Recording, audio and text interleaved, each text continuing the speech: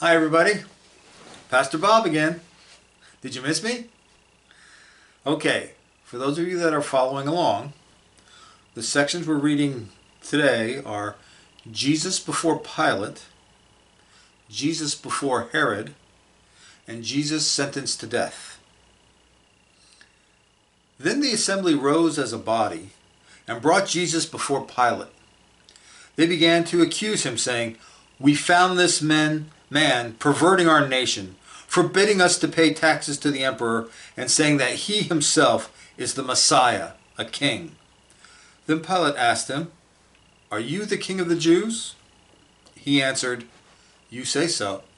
Then Pilate said to the chief priests and the crowds, "I find no basis for an accusation against this man."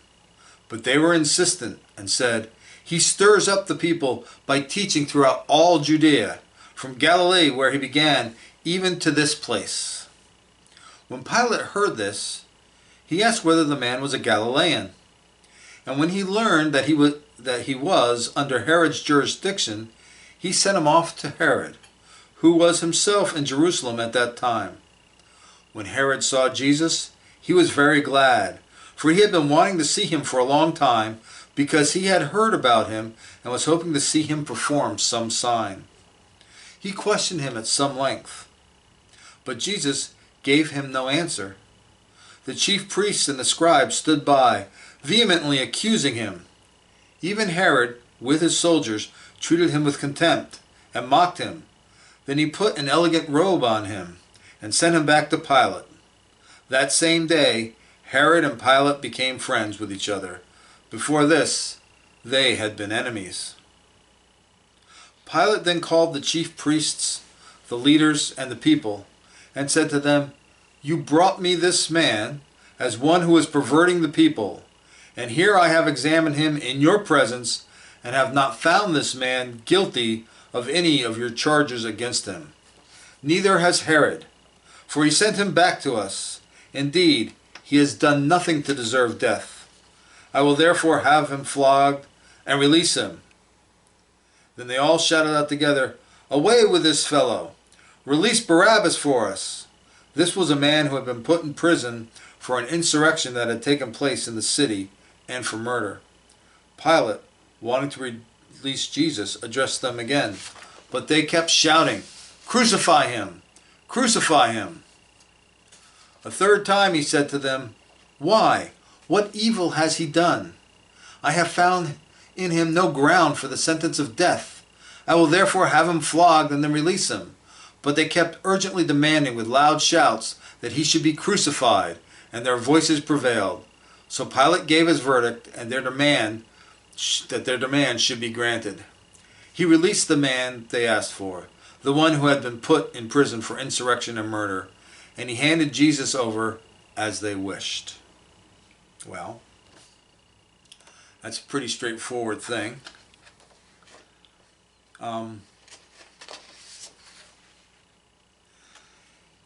of the things that I think is interesting about this is the actual place where Pilate would have spoken to Jesus.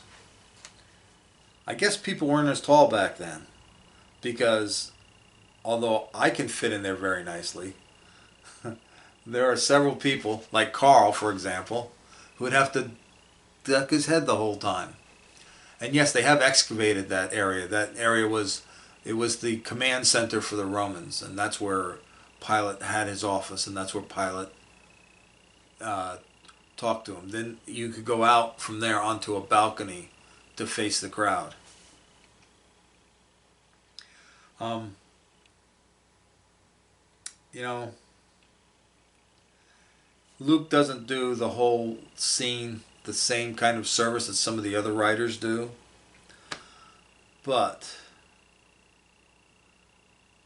I want you to think about something for a second. Jesus knew that this was going to happen. Jesus could have pleased Herod simply by performing a miracle. Jesus could have pleased Pilate by performing a miracle. Jesus could have just walked out, as he did when he was in Nazareth. And they tried to throw him out of the synagogue, and they took him to the edge of the cliff, and then he just passed through them. But that wasn't God's plan. That wasn't his mission. And I'm thankful that he didn't just walk away, because if he had just walked away, I don't know if we'd be holding church. I don't know what would have happened. And besides that, the whole death and resurrection thing, which frees us from our sin, that's kind of important for the Christian faith. All right.